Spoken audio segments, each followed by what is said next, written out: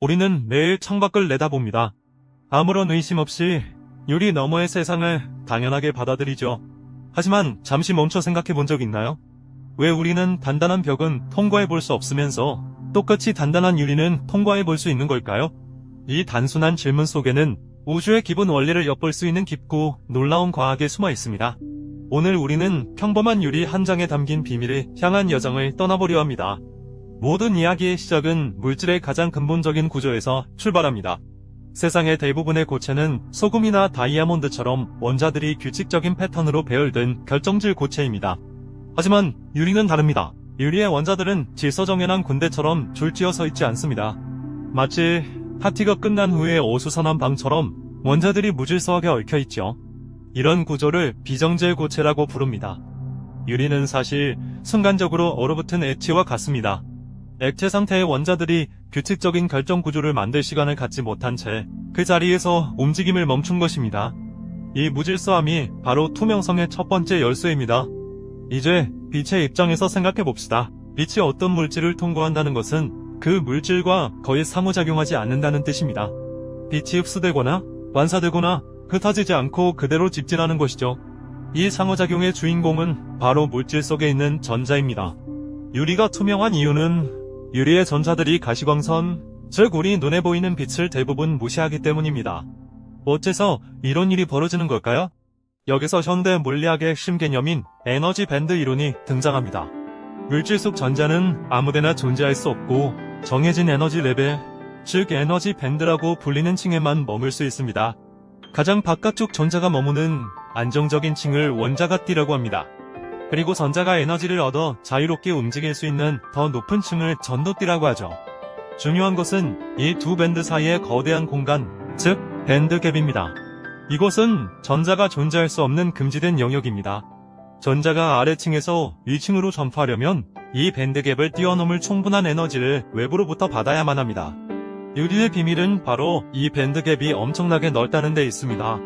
우리 눈에 보이는 가시광선의 광자들은 에너지가 너무 작아서 유리의 전자를 이 넓은 밴드갭 너머로 밀어 올릴 힘이 없습니다. 에너지를 전달할 수도 흡수될 수도 없는 가시광선은 어떻게 될까요? 그냥 유리를 엎는 것처럼 통과해버립니다.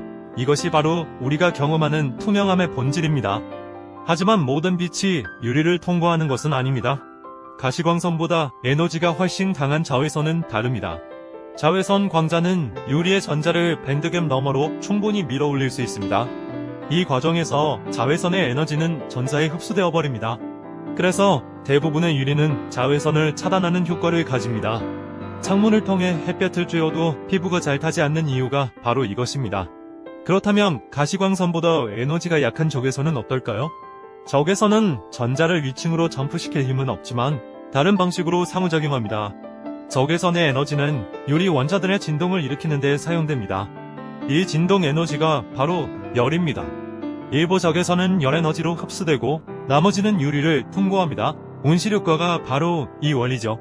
그렇다면 우리가 불투명하다고 여기는 물질, 예를 들어 금속은 왜 빛을 통과시키지 못할까요? 금속은 유리와 정반대의 구조를 가집니다. 금속에는 밴드갭이 거의 없고 주인 없이 떠도는 자유전자들이 바다처럼 넘칠 때입니다. 어떤 에너지의 빛이 들어오든 이 자유전자들은 즉시 그 에너지를 흡수할 수 있습니다. 흡수된 빛은 곧바로 다시 방출되는데 이것이 바로 금속 특유의 반짝이는 광택입니다. 반도체나 색깔 있는 물질들은 유리와 금속의 중간쯤에 해당합니다. 이들은 밴드갭이 비교적 좁아서 가시광선 스펙트럼 중 일부 색깔의 빛만 흡수할 수 있습니다. 예를 들어 루비가 붉은색인 이유는 루비의 결정 구조가 파란색과 초록색 빛은 흡수하고 붉은색 빛만 통과시키거나 반사하기 때문입니다. 우리가 보는 사물의 색은 사실 그 물질이 흡수하지 않은 빛의 색인 셈이죠. 다시 유리의 첫 번째 특징, 비정질 구조로 돌아가 봅시다. 투명함에는 밴드갭뿐만 아니라 이 무질서함도 아주 중요한 역할을 합니다. 만약 유리가 소금처럼 규칙적인 결정 구조를 가졌다면 어떻게 될까요? 아마 대부분 불투명하거나 반투명했을 겁니다. 그 이유는 결정립계 때문입니다. 결정질 물질은 보통 수많은 작은 결정들의 집합체인데 이 결정들 사이의 경계면에서 빛이 사방으로 흩어지는 산란이 일어납니다. 빛이 직진하지 못하고 제멋대로 흩어지니 우리는 그 너머를 선명하게 볼 수 없게 됩니다. 반면 원자들이 무질서하게 얽힌 비정질 유리는 이런 산란을 일으키는 내부 경계면이 거의 없습니다. 빛은 방해받지 않고 깨끗하게 통과할 수 있죠. 유리는 단순히 빛을 통과시키는 것에서 그치지 않습니다. 유리는 빛을 휘게 만드는 마법도 부립니다. 바로 굴절 현상입니다. 빛은 진공에서 가장 빠르고 공기 중에서도 거의 같은 속도로 움직입니다. 하지만 유리처럼 더 밀도가 높은 매질을 만나면 속도가 느려집니다. 이렇게 속도가 변하면서 빛의 진행 방향이 꺾이는 현상이 굴절입니다. 우리가 세상을 선명하게 볼 수 있게 해주는 안경, 카메라 렌즈, 현미경, 망원경 등 모든 광학기기들은 바로 이 굴절 현상을 정밀하게 제어하여 작동합니다. 유리의 또 다른 놀라운 특성은 빛을 색깔별로 나누는 분산입니다. 마치 핑크 플로이드의 앨범 커버처럼 프리즘의 백색광을 통과시키면 무지개가 나타나는 현상이죠. 이는 빛의 굴절 유리 색깔, 즉 빛의 파장에 따라 미세하게 다르기 때문에 발생합니다. 파란색 계열의 짧은 파장의 빛이 빨간색 계열의 긴 파장의 빛보다 조금 더 많이 꺾입니다.